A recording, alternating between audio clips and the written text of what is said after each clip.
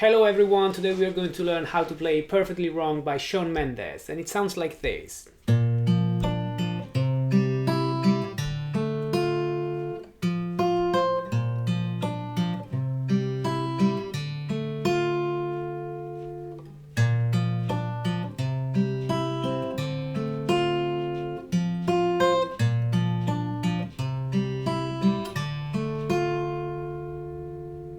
Alright guys, so my name is Simone from Your Guitar Academy, and in this Perfectly Wrong guitar lesson we are going through the piano part for the song by Shawn Mendes. So guys, since this is a piano song, it's mainly played with the piano, we are going to see some chords that you might be unfamiliar with.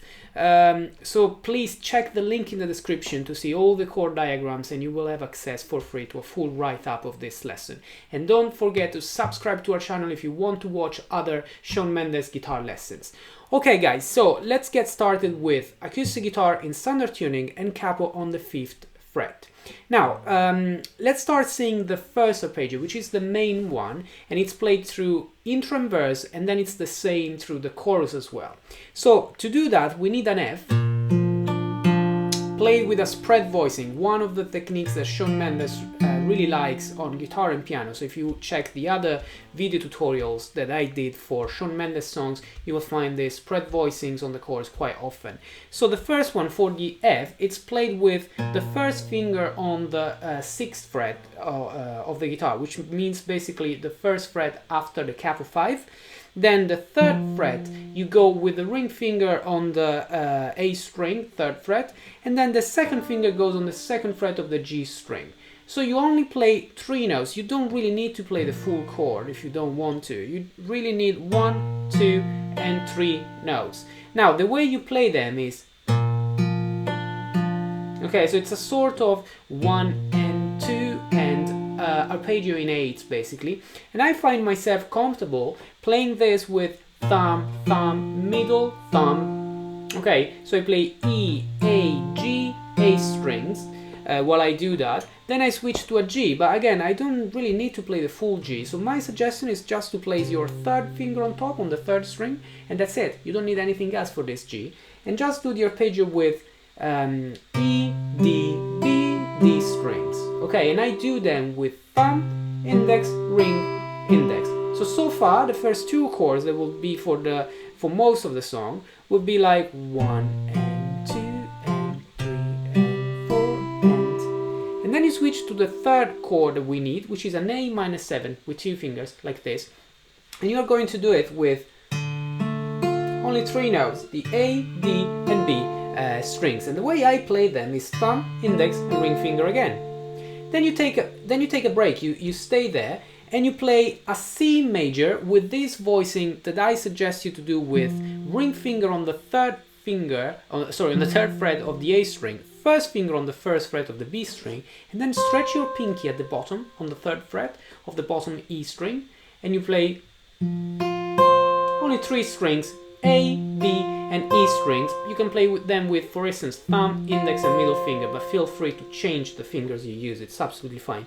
Now, what is the timing for this C? I basically do F and G, 2 beats and 2 beats. So in the first bar, 1 and 2 and 3 and 4 and. Then the A minor takes 2 bars as well, 2 beats as well, like 1 and 2 and. Then on the end number 3, you play the C, so 3 and 4 and. Okay, so all together the 2nd bar, 1 and 2, 3 and 4 and. Okay, 3 and 4 and. All together the 2 bars is 1 and 2 and 3 and 4 and 1 and 2 and 3 and 4 and. Okay, that's what the piano does in the first bar, in the first 2 bars. Then 3rd and 4th bars are really similar, but actually easier, because you play the F and the G in the same way. 1 and 2 and 3 and 4 and only the first 3 notes on the A minor. 1 and 2, 3, 4. Okay, so if you play all together, these first 4 bars sound like 1 and 2 and 3 and 4 and 1 and 2 and 3 and 4 and 1 and 2 and 3 and 4 and 1 and 2, 3, 4. Okay, this is basically the main pattern. It's the main pattern that the piano does through intro, verse, and even during the chorus.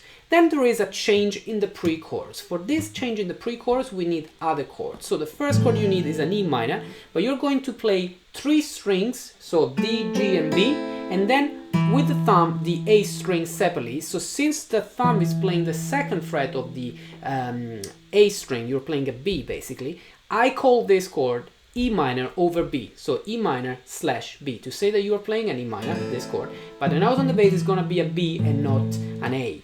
So the timing for this is 1 and 2 and 3 and 4, and it's a typical thing on the piano, right hand, left hand, right hand, left hand on the bass, all the time like this. On the guitar you can do it.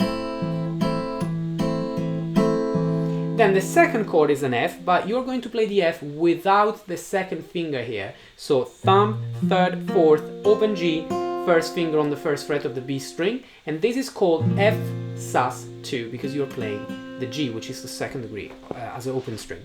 Now, the strings that you need here, you don't really need the thumb because you're going to play D, G, and B strings again, and thumb on the A string, 3rd fret, where you have a C. For that reason, I call this F sus2. F sus2 over C, which means F sus2 / C, to say that the note on the bass is a C. So you play together the 2 chords.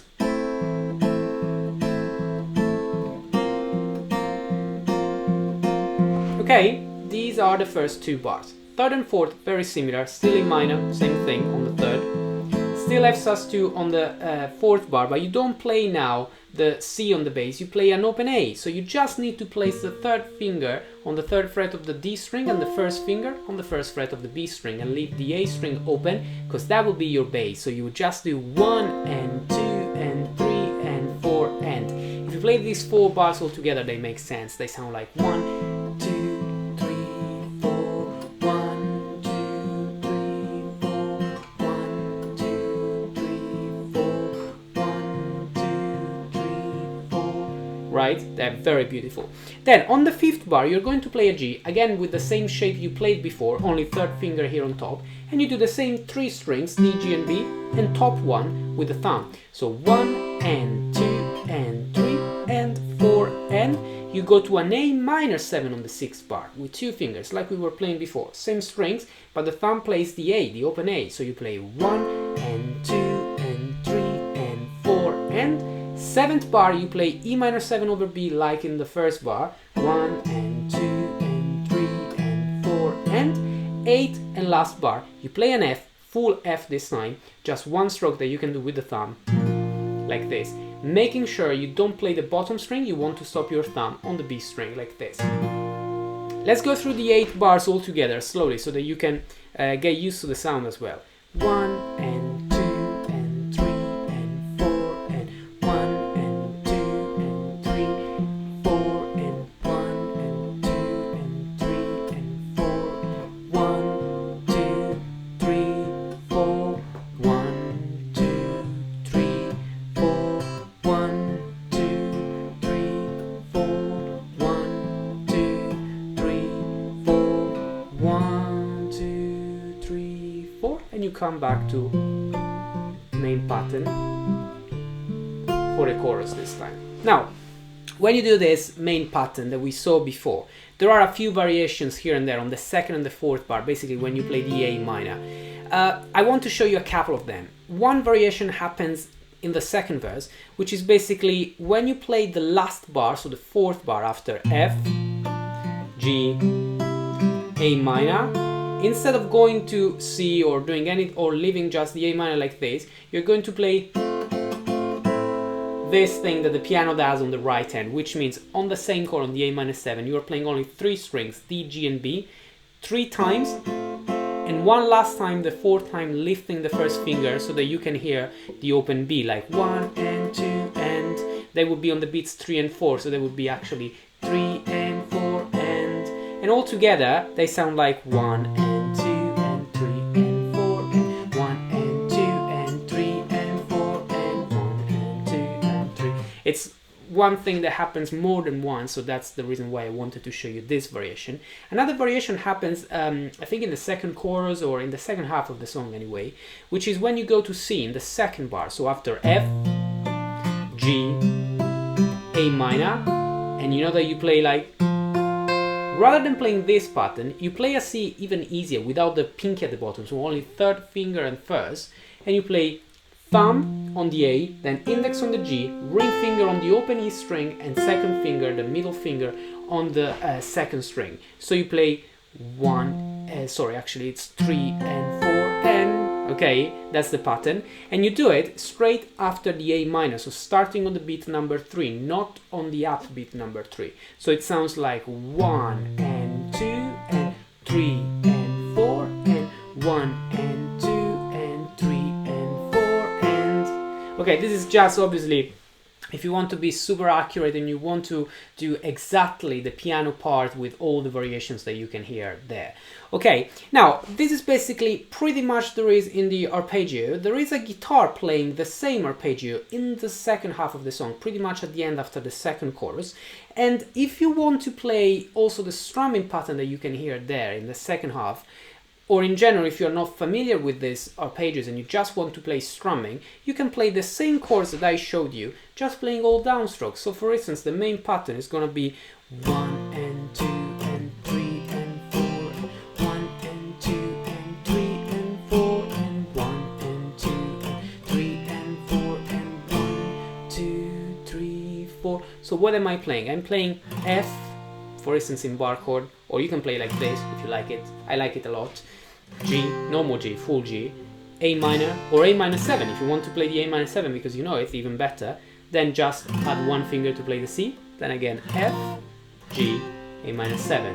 And what I suggest in terms of timing is just to be very soft, because this is a very soft song, and just play 1 and 2 and 3 and 4, 1 and 2 and 3 and 4, and 1 and 2, 3 and 4, 1 and 2, 3, 4. Okay, that's just a different option if you want to play all downstrokes with a pick. Even if you play as soft as I played now, try to be always very groovy.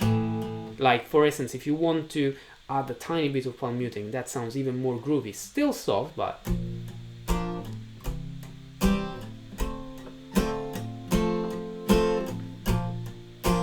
And maybe you can do a crescendo if it's the chorus.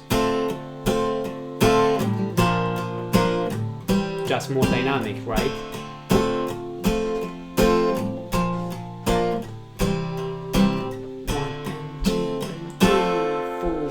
Alright guys, so this is pretty much everything you need to play the full piano part that you can hear through the whole song with variations, and then the guitar part with the strumming at the end. Guys, don't forget that you can find a full write-up for free of this lesson in the link in the description, where you will see all the chord diagrams for the chords that I showed you. And don't forget to subscribe to our channel to watch all the Shawn Mendes guitar lessons that we uploaded. I really hope that this lesson helped you. I would appreciate if you could leave a comment in the comment section here below. Thanks a lot for watching, and I will see you the next time.